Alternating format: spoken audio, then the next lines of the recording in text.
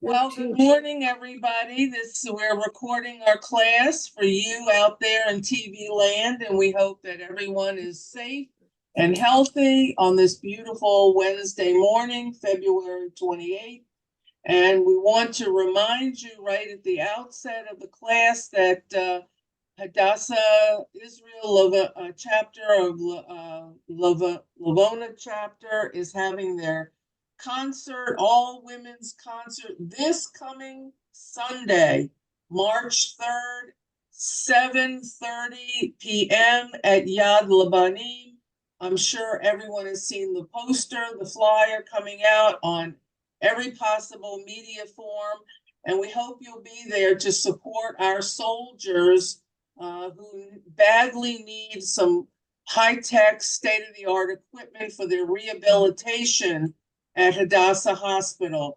Don't forget that these soldiers are out there fighting for us, who, God forbid, are wounded, need to come back to us and get every benefit possible from each hospital.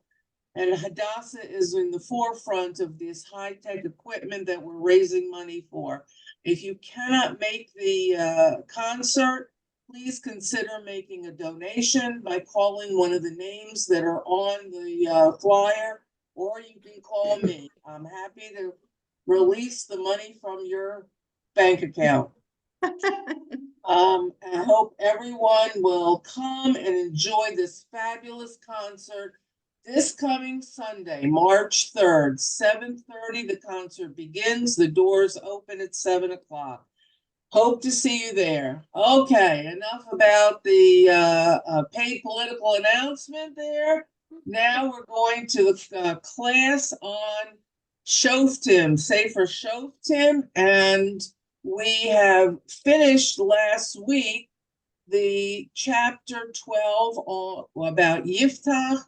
We learned about him, and I'd like to just say a few parting words about him.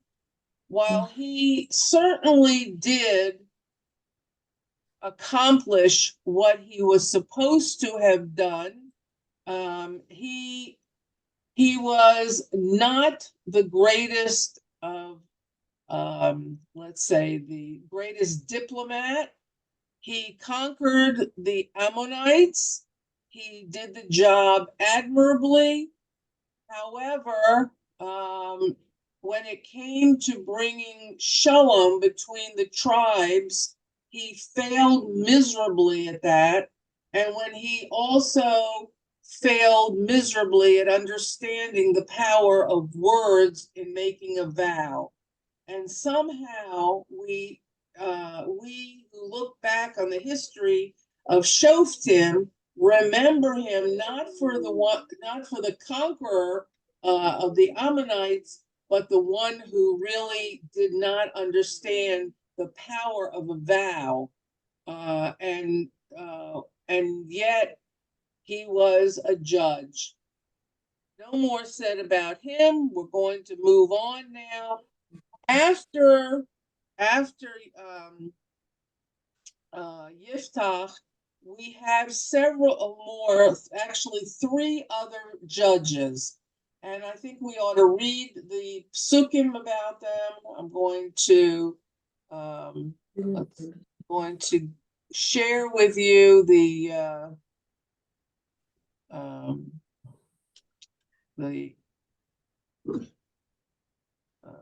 okay, I'm going to put it up on the screen, and we're going to read the last parts of chapter 12. Okay, so here we go. Let me see if I can get this out there for you.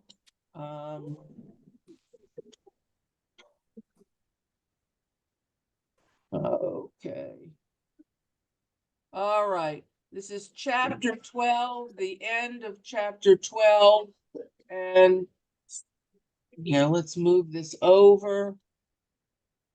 Let's see. It's the right. Shoftim chapter 12. Let's go down to the end.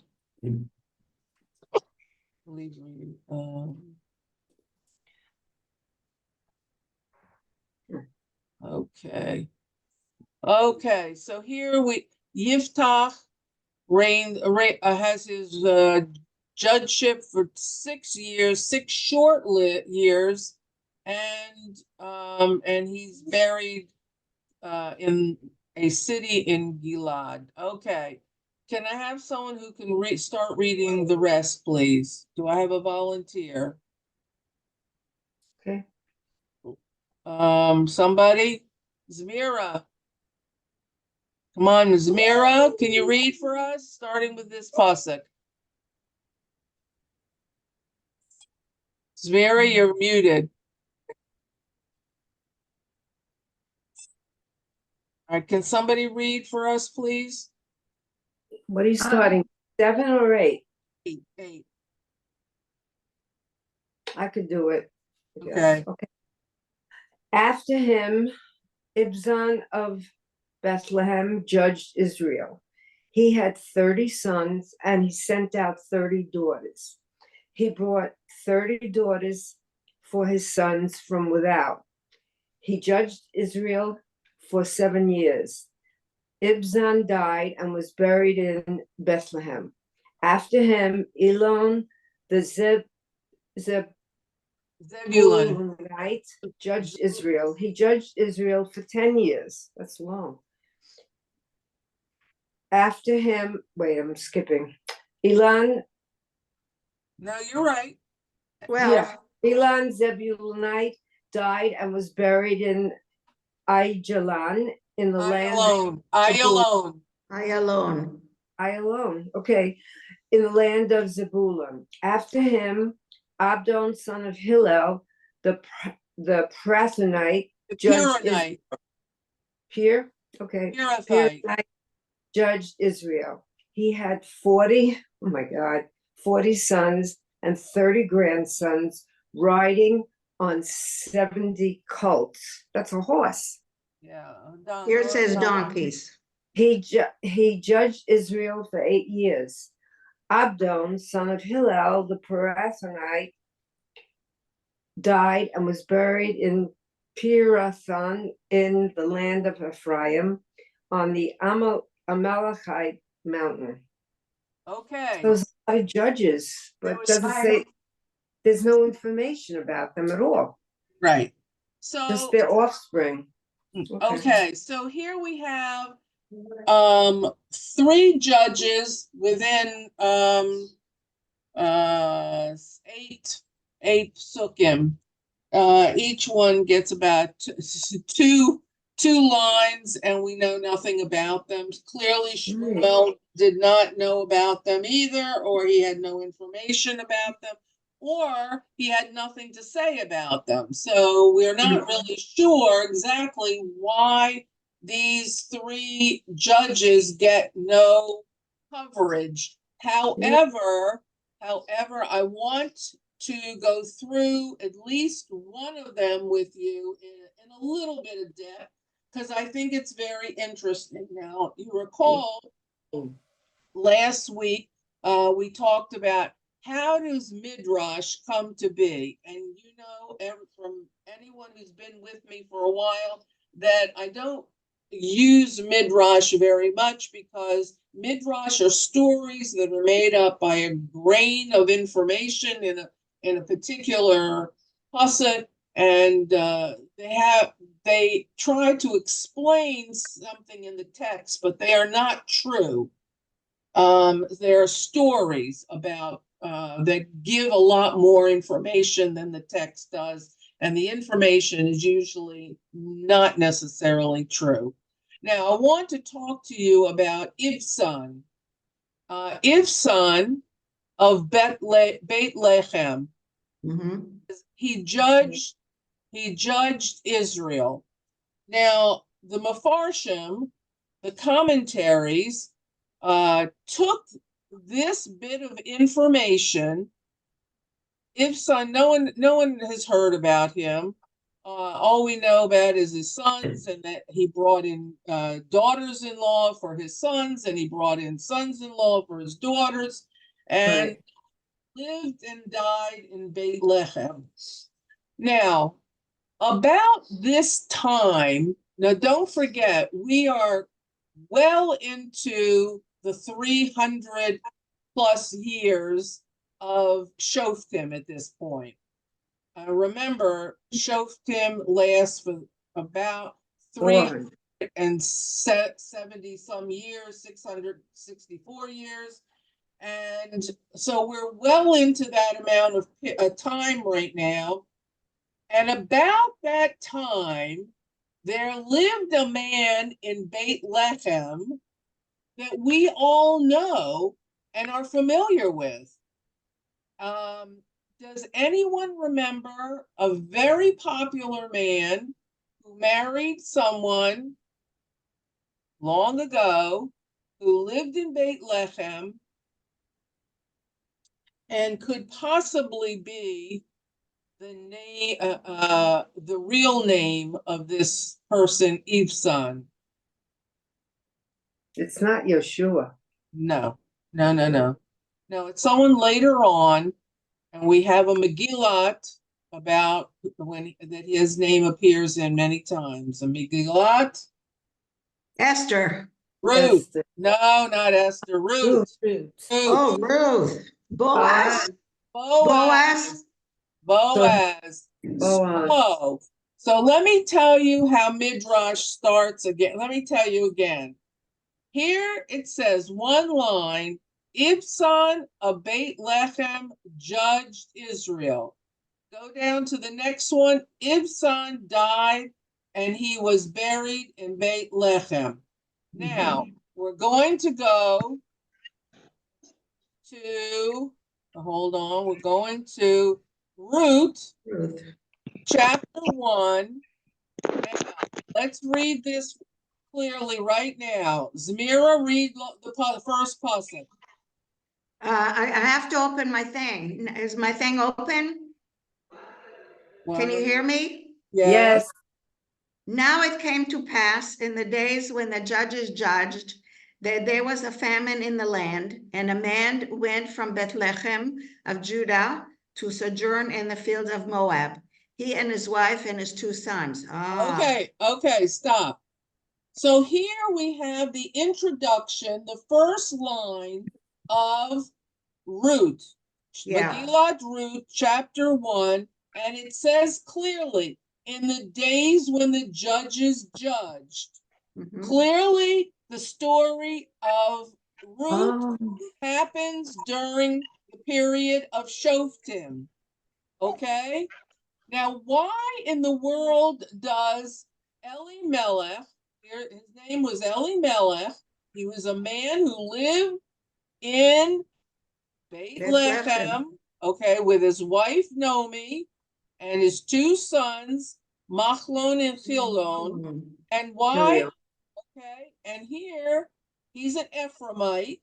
Okay, he's Ephraimite. That's where Beit Lechem is located, and he leaves the tribe of Judah, Beit Lechem of Judah, and he goes away. He leaves the fields and he goes to Moab. Okay, now clearly Elimelech wasn't up to the task of staying in the tribe of Ephraim during the period of Judges, because during that time somebody was caught, one of the countries around that area was causing strife among the tribe of Ephraim. Could have been other tribes as well, could have been the tribe of Judah, and consequently Elimelech is not strong enough to withstand all of this, and he takes his family and he leaves. He leaves the country of Israel at Canaan. So because of this information, and it says that this is when judges judged, when we look at the of Beit Lechem, judges judged, then it seems very, and in the description of Boaz, in this text in Megillat Ruth, we find that he is an extremely well-known, well-connected man, and that he is very, very popular in the tribe of in Beit Lechem, and that is who Elimelech is related to. And when Ruth and her mother-in-law Naomi come back from when the sons die and the husband dies, they come back to Beit Lechem, and she says, Naomi says, go to the fields of my cousin Boaz and glean in the fields. So that's the information that we have, and yet we are told that this is when the judges judged, and the Mefarshim say, well, the most popular man that we know about in Beit Lechem during this period of time was Boaz. So maybe Ibzan is another name for Boaz. So this is how Midrash gets made. And so you will see oftentimes the name Ibzan with parentheses by his name, and it'll say Boaz. Really? We don't know for sure if this is true. There is no real textual evidence that it's true, but it's an assumption. And the assumption is man in Bethlehem, popular man, go to the text of Ruth, judges judge. So people put it together, and there you have it. So another way of putting together a midrash. I wanted to just explain that to you. I don't want you to think that I am unaware of what some commentaries say about this. Others refute this. So I'm just telling you what's out there. Okay? Rhonda, Yes. I have it's Adele. I have a thought about this. We're looking at it carefully. Only Eve's son sounds a little bit like Boaz, but I never thought. But looking at this, doesn't it? It has a Zion in it. It has the bait, the Zion, the olive. Of But- course, of course. But more than that, we know that Boaz was wealthy, right? We know he Yes. was a wealthy guy. When Yes. I see that he had 30 sons and 30 daughters, that obviously means he had a lot of wives. This Okay. isn't coming from one wife, 60 kids. Right. So he had a lot of wives. If we want to talk about, who's allowed to have more than one or two or three wives, that's a different situation. But, only someone rich would be able to have a lot of wives, a lot of kids. Right. And maybe he had room in his life for another wife of Ruth later Right. on. Okay. So there you go. So you have become one of the Mefarshim, and you have taken the exact same information of these three psukim and have deduced the same thing that they have done. And yes, indeed, you are absolutely correct. So, okay. So does everyone get that? Does everyone understand how we could come up with all of that? Okay. So I just want you to know that information is out there and that you should understand that it exists. Okay. But that's all we have about him. And that's it. We also have about Elon of the tribe of Zvulun. And we have the judge Avdon, and he was in the from the Pirathonites who were in the tribe of Ephraim, and that's what we know about those three judges. Okay. Rhonda, Yes. my understanding was that every word in the Torah is important. It has some meaning. So Right. is there any reason why the children are mentioned. In the first case, the 30 daughters that he sent away, and I'm assuming they married either out of the faith or whatever. And the second one, the 40 sons and grandsons and so on, why is that important at all? That's a very good question. Okay, so because this is all the identifying information that there is about these people. It could have been that during the time scribes recorded what happened, but they were lost somehow in war or in mobility, moving around. They were destroyed, they were lost. I don't know, but this is it. Now, this is not Torah, this is Tanakh, and every word is a piece of information, but we don't have to analyze every single word as if it was Torah. Sinai or from Sinai. Okay. This is written by Shmuel, not by God. And Okay. this is all the information that he has. Okay. Okay? Yeah. Okay. So do right. we know where he got everything? Who? Shmuel? Yeah, Oops, sorry. that's nice. Well, yeah. No, no, we don't know where he got all like I said, the information that he gets is from what documents there are and oral tradition. Okay. Now, okay. After those three, we have one more judge. The last judge that we have, now we're in chapter 13 of Shoftim, okay? So clearly there's a lot more to be said about Shoftim than the last judge that we will certainly find out about, because we have 24 chapters. So in this chapter 13, we learn about the last judge. His name is Samson, Shimshom. Ah. Okay? Now, let's read a little bit. We're gonna get to today.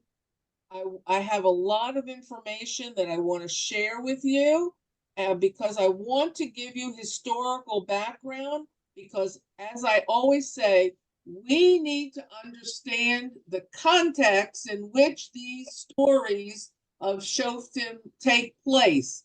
We, the Jewish nation, do not live in a vacuum. There were other things going on throughout the world that's very important on how it impacted on the Jewish state, the country of Israel, and the Jewish nation. It's very important because lots of things were happening outside the world, beyond the world of Amalekites, Ephraimites, Moabites, Edomites, all those who want to destroy us. So let's start reading the beginning of chapter 13. Lori, would you like to read for us the English? Okay, thank you. Let's Okay. read the first 3 psukim. Okay. And the children of Israel continued to do that which displeased the Lord, and the Lord delivered them into the hand of the Philistines 40 years. And there was one man from Zorah, from the family of the Danites, whose name was Manoah, and his wife was barren and had not borne. And an angel of the Lord appeared to the woman and said to her, Behold, now you are barren and have not borne, and you shall conceive and bear a son. Okay, go ahead, read the next one. Go ahead. Me? Yeah. Oh, consequently, beware now, and do not drink wine or strong drink, and do not eat any unclean thing. Because you shall conceive and bear a son, and a razor shall not come upon his head. For a Nazarite to God shall the lad be from the womb, and he will begin to save Israel from the hand of the Philistines. Okay. These 5 psukim have a tremendous amount of information that you probably don't even realize how much stuff is in here. It's jam-packed with information, which is so interesting because here are 5 psukim that's going to take me all the rest of the class to talk to you about, and yet the other 3, the prior 3 judges had all of 5 minutes. Okay, let's talk about this so you understand what is happening here, because Shimshon, the last judge, is a larger than life figure. We all know his story, basically, of Samson and Delilah. But we don't know the real textual details and what his life was actually like and who he was actually fighting against and what the whole environment was like that caused his downfall. So let's take a look right now. It says, and the children of Israel continued to do what was evil or what the Lord despised. And so what does God do? He sends them into the hands of the Philistines for 40 years. It's a long time. A very long time. So what are we up against now? After those 3 prior judges and Yiftach, we had a period of 40 years in which the Philistines became the worst enemy to us in Canaan / Eretz Yisrael. So we know that the enemy of Shimshon is the Philistines. That's the first thing. We know that the people of Israel have done a big backslide. I told you last week, we have ups, we have downs. We have ups, we have downs. Well, here we go into Very deep. Down, terrible situation of the Philistines really bothering, attacking, being horrible to us for 40 years. Now let's look at the second pasuk. And there was a man, from Zorah, location, and he was in the tribe of Dan. So we know that piece of information. And then it said, we don't know his wife's name. It was Mrs. Manoach. And she was barren. She had no children. Now, this is not the first time, and it's not going to be the last time that we hear of this motif of barrenness. Right. We're going to talk about that. So it's a very significant thing here, okay? She was barren, did not have any children, and we know his name and what tribe he's from. A lot of information right there. The next pasuk. And Hashem, during this 40-year period of time, probably closer toward the end, this period of time is an angel is sent by God, and it appears to Mrs. Manoach, and the angel says, I know you have no children, and I understand that you have not conceived, and I am here to tell you that you are going to bear a son and have a child. Okay? So God has intervened here during the time of the judges, during the time when the Israelites are sinning, and he is going to not only raise up someone to become a judge, but he's going to intervene in causing that judge to be born. Okay?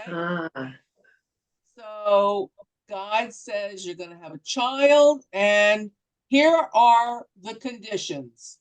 The conditions are one, that you, the mother, are not to drink any wine or strong drink that will be intoxicating. Okay? And do not eat anything unclean, which means no non-kosher foods, nothing, no animals that are or anything from the sea that is not kosher. So there's some restrictions here and conditions for this child.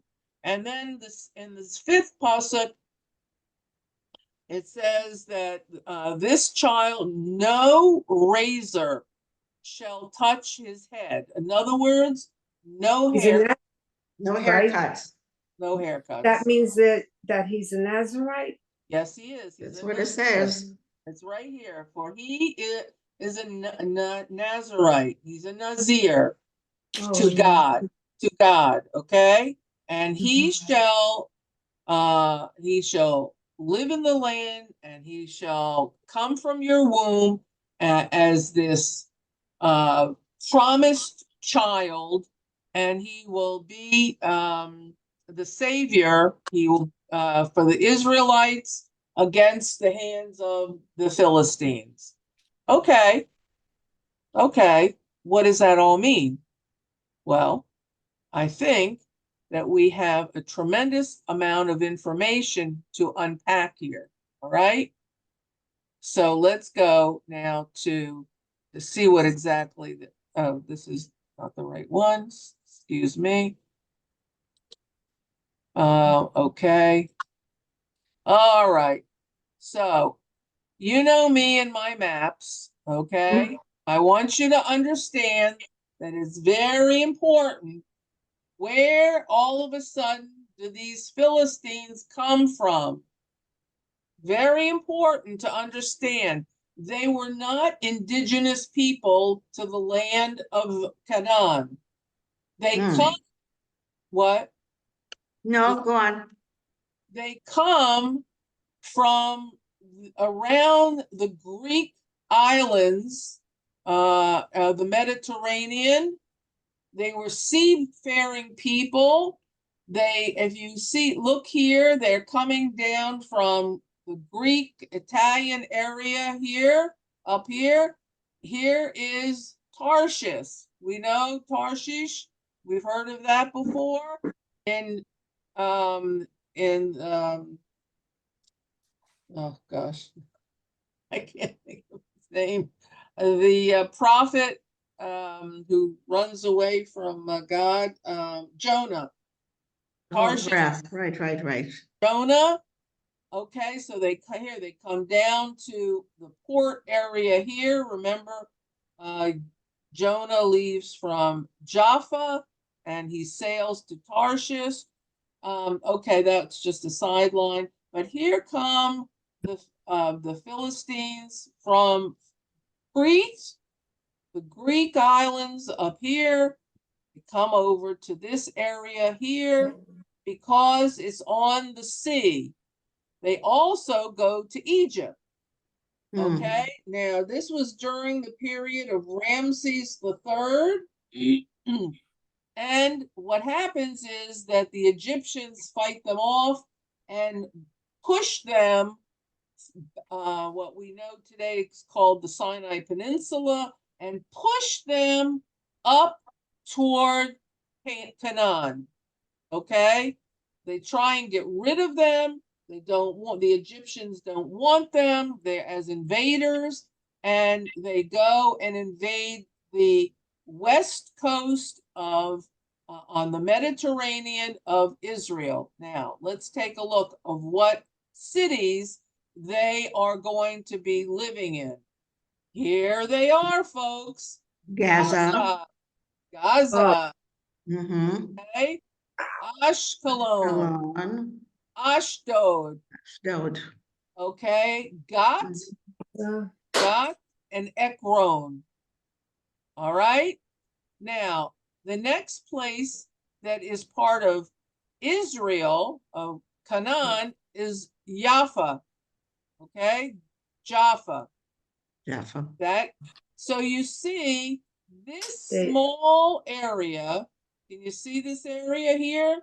Yeah. Mhm. Small area right here, known today as the Gaza Strip, Sinai, not Sinai, Gaza. Gaza Strip, Gaza Strip. This right here is where the Philistines came and conquered and settled for a long, long time. Now, Rhonda, can I ask a question? It says here Felicia. right, So the place where they came from, it wasn't called Felicia? no, No, it couldn't have been if this is. no. They were, some people say they were Phoenicians, they were seafaring people, and they came to settle this area. The Philistines here, Philistines, Philistia, okay, it's all related. All right, so that's what all this area was, and these were their big cities. 5 of them: Ashkelon, Ashdod, Ekron, Gat, and Gaza. All right, they were all basically on the 3 on the sea, 2 toward the hills, the central area of Israel. And what they found is that in this area, it gave them not only access to the sea, which they wanted to have access That's the to, mountain. but it also gave them access to trade routes to Asia Minor. It goes all the way up to Syria and then beyond. Okay, so this was the perfect location for them because they wanted not only to be on the sea, but they also wanted to have trade routes. And they also did trade with Egypt, but Egypt did not want them in their country. Right. Okay, now let's see here. I'm still confused as to where they came from. What's their history? From where?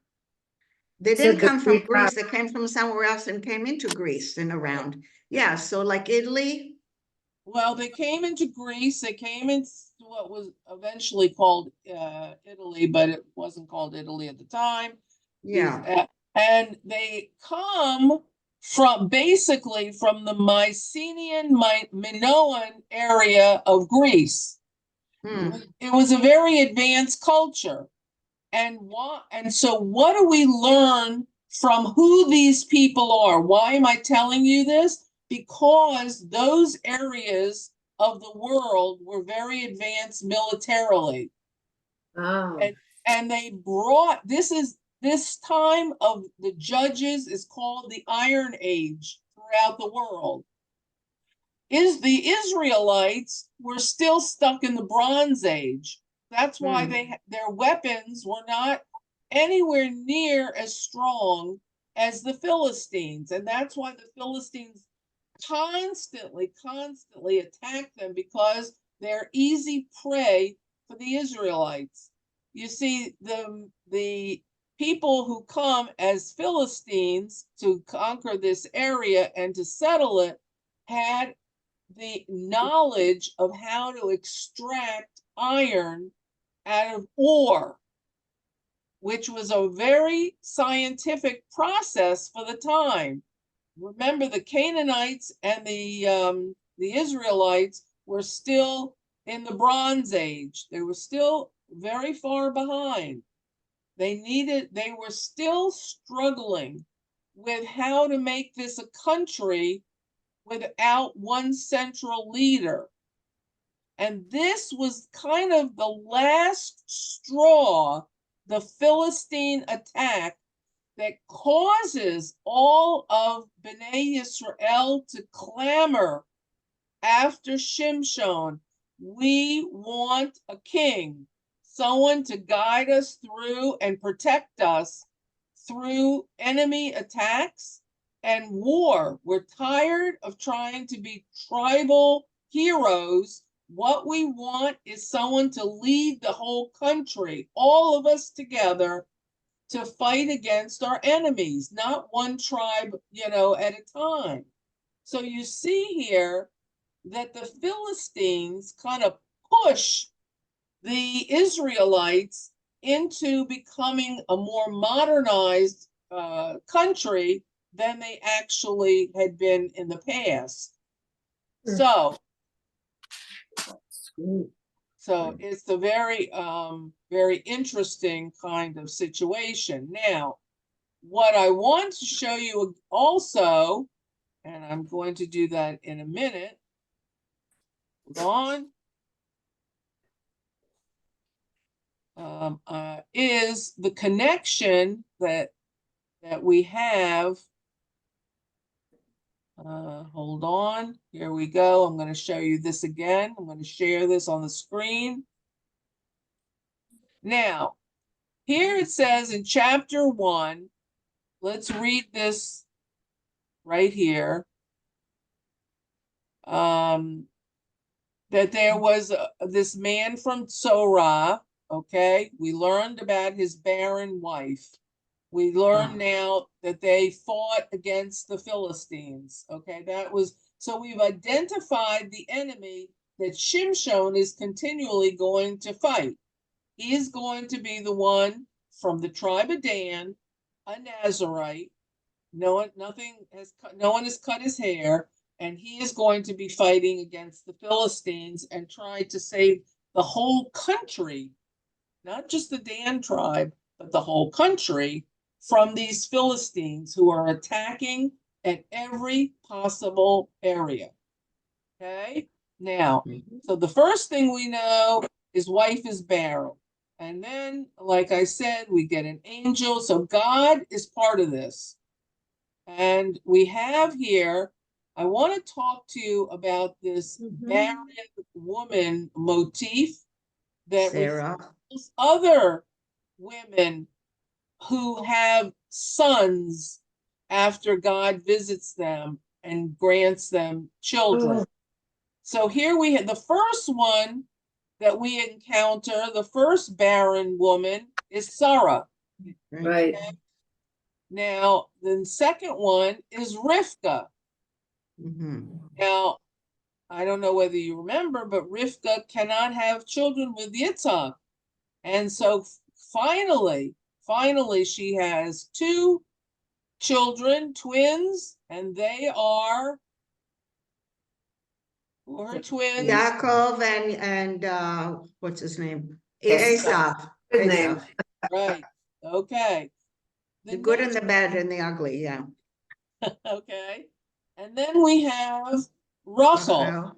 Mhm. Isn't it interesting that Rachel. of the 4 imahot, that 3 are barren? Right. And yet God says to Abraham, the husband of the first wife, the first imahot, you're going to be as fruitful as the stars in the heaven. Yeah. Where's that promise if everybody's not going to be able to have children? So I'm going to talk about this, but let's go to the other. The next person that we talk about is besides Mrs. Manoah from Judges. After her is Hannah.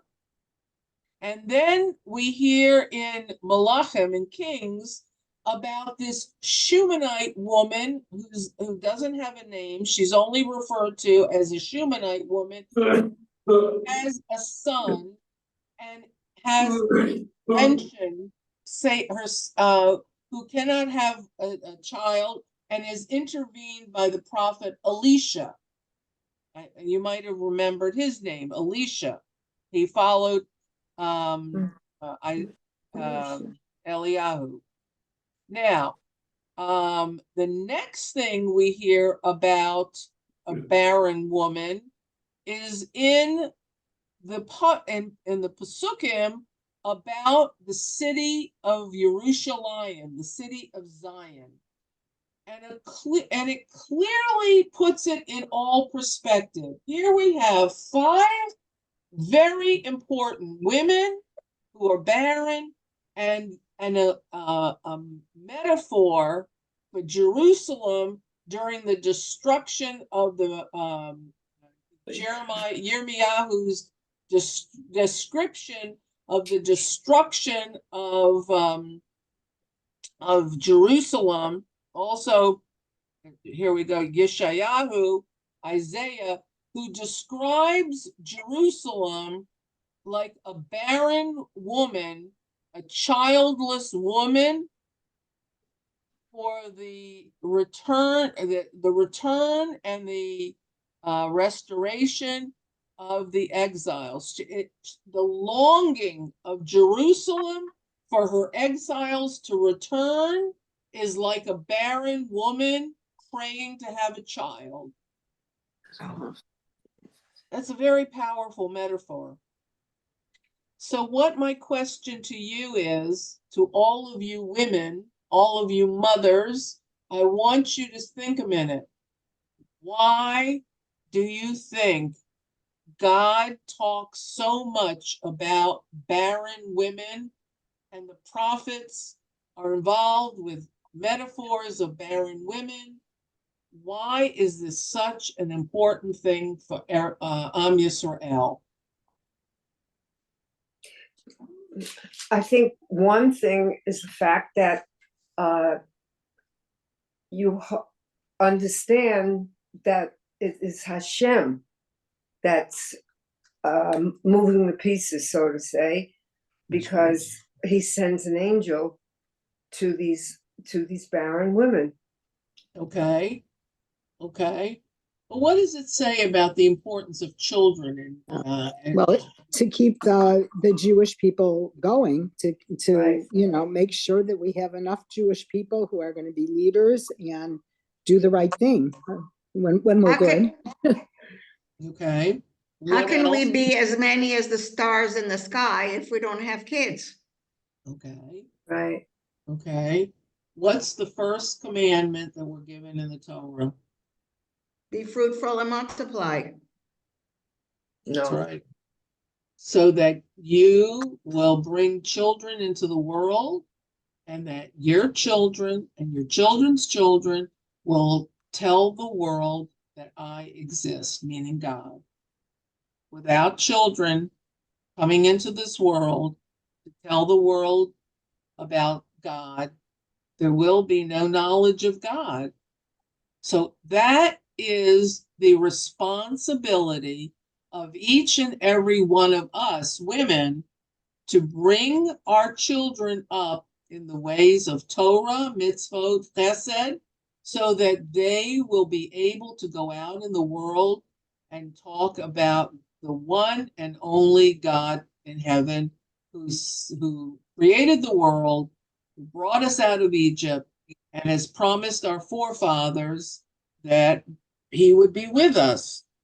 So when it also is a reminder that there are 3 partners in the creation of a child: Right. a mother, a father, and Hashem. Right. So, What did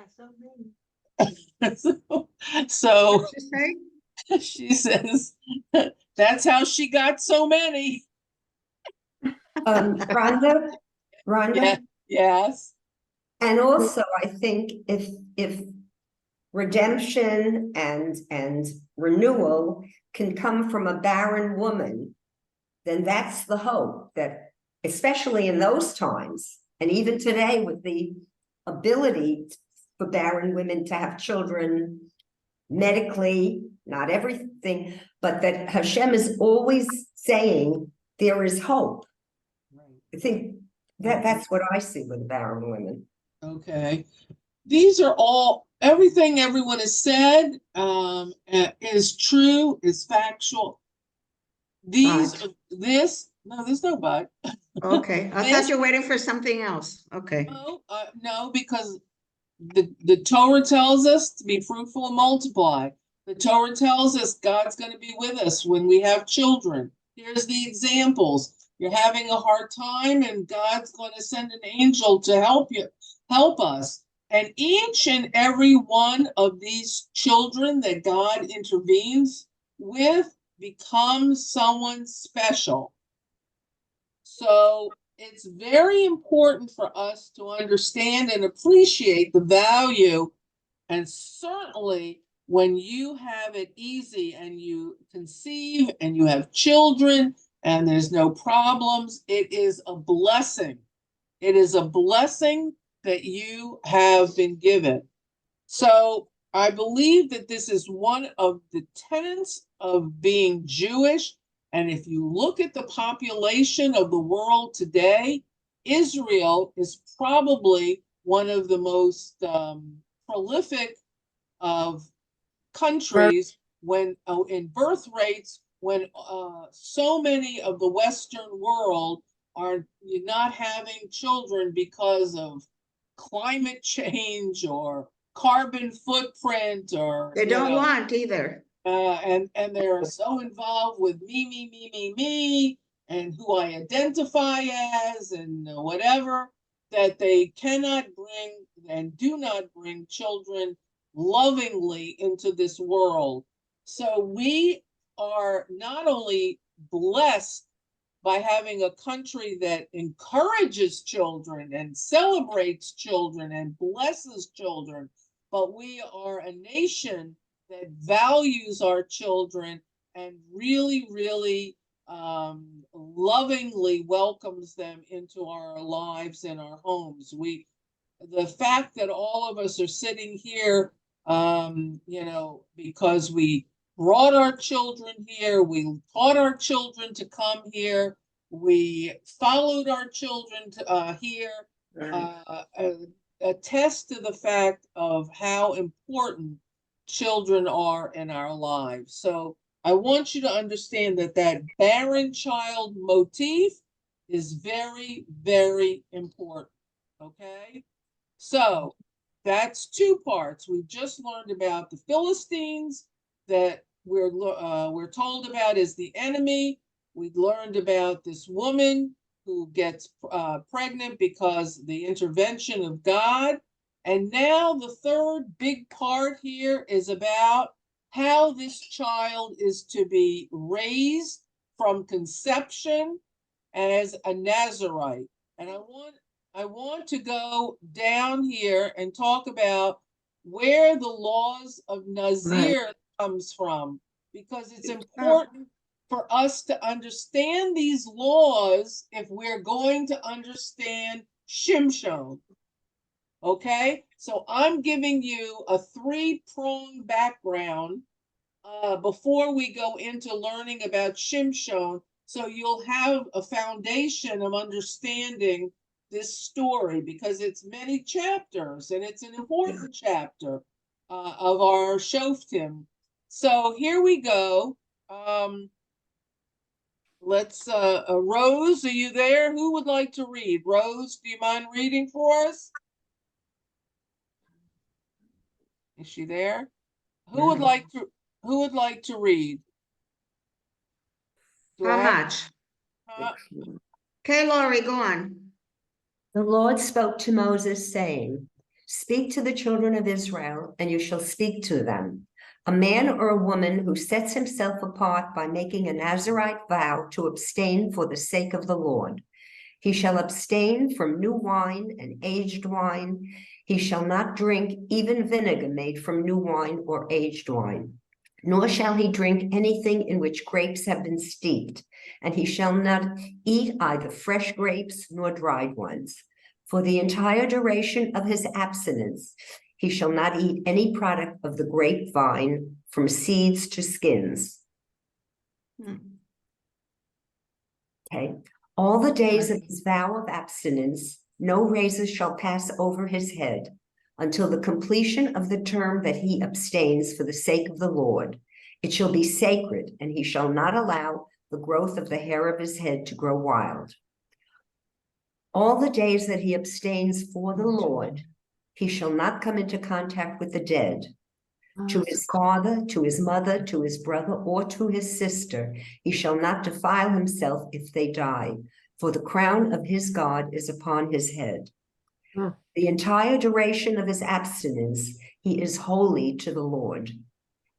If someone in his presence dies unexpectedly or suddenly and causes the Nazarite head to become defiled, he shall shave off the hair of his head on the day of his purification. On the seventh day, he shall shave it off.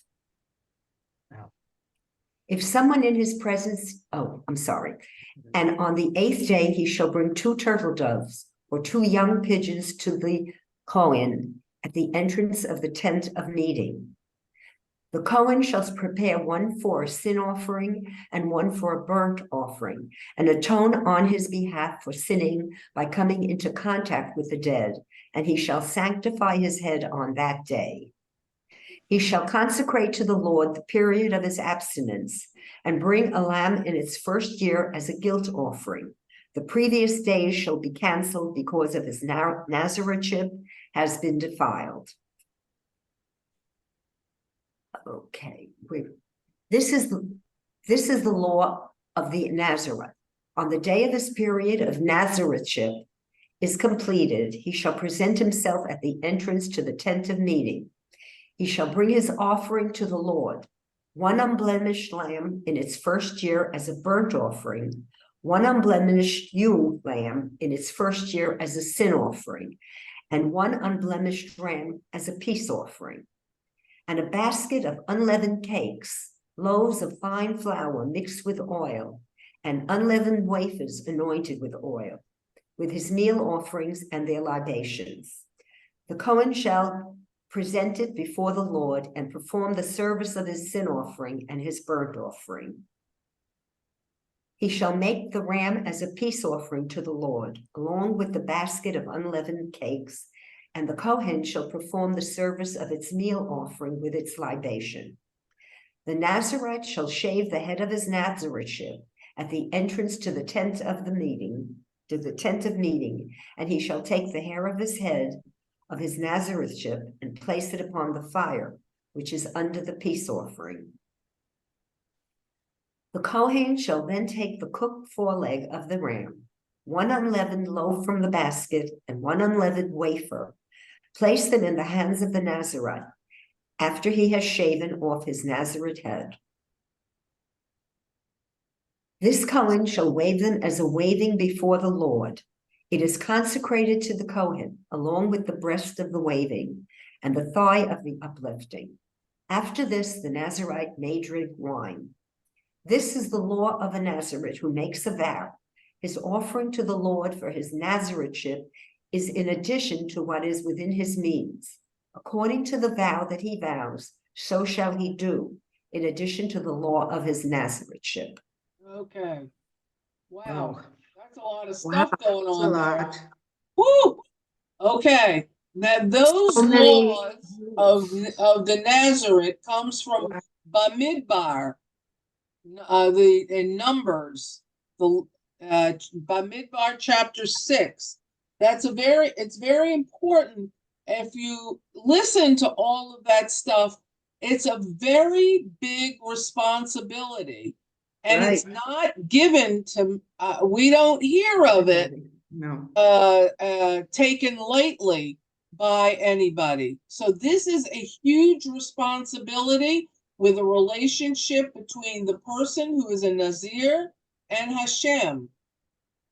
And not only that, but if you notice that in the description of someone who becomes a Nazir, that the word vow Right. was very prominent within all of the descriptions. The person who takes the vow, he vows that he does this, he vows this. The vow is extremely important. And why do you think perhaps it was put here? He's the last judge after 3 minor judges, I admit, but who was the last big judge we just learned about with a vow? Was Yitzchak. Yiftach. So what do you think that Yiftach sets us up to learn? The importance of a vow between God and the person making it, and the importance of the words that we say not only to each other, but most important to God, in making a promise, in making a deal, because a vow is like a contract. Yeah. It is a deal between God and man, and the man who is telling God he's going to do X, Y, Z as a Nazareth, Nazir, is going to be promising something. And this is extremely important. Now, the other thing that I want you to clearly put in your mind is it at the end of this description of how to be a Nazir, when the man no longer wants to be a Nazir, it tells us how he goes about no longer becoming a Nazir, no longer having this vow, which I believe is clearly intended for those who have just read Yiftach to understand that Yiftach could have gone and undone his vow. Yeah, but he didn't, But right? he didn't. Yeah. Okay, so I believe that it is no coincidence, and I don't think there's coincidences in all of this. I think there is reason and purpose that we learn all of these things in the order in which we are given in the text. There's a reason. And so today, my dear friends, we have learned that Shimshom comes to talk to us, one, about the Philistines that do not get conquered or destroyed until King David. This is only the beginning, Goliath. okay, of the Yeah. Philistines. Two, we have learned that the importance of children between God and the woman is so huge that God is willing to take a woman, give them a special child, and to have a relationship with that child. And three, about the laws of Nazir, which is a vow, a promise, and that promise can endure or it can be changed, but there are rules and regulations on how a vow can be changed. And it has to do with going to the Kohen, going to the tent of meeting, which is at this point in Shiloh, and it can be absolved. These are three, what I believe are very important pieces of information as we go into the chapter of Shimshon, and that's where we begin next week. Okay, so thank you very much for joining today. I hope you all have a rest of the week, which is beautiful and sunny and peaceful. And There he is. have a Shabbat Shalom. You too. Shabbat Thank you, shalom. Rhonda. Thank you. You're Did you make your amazing. reservations? Thank you. Shabbat shalom. Please make your reservations, and we will see you. Shabbat shalom to everyone. Okay.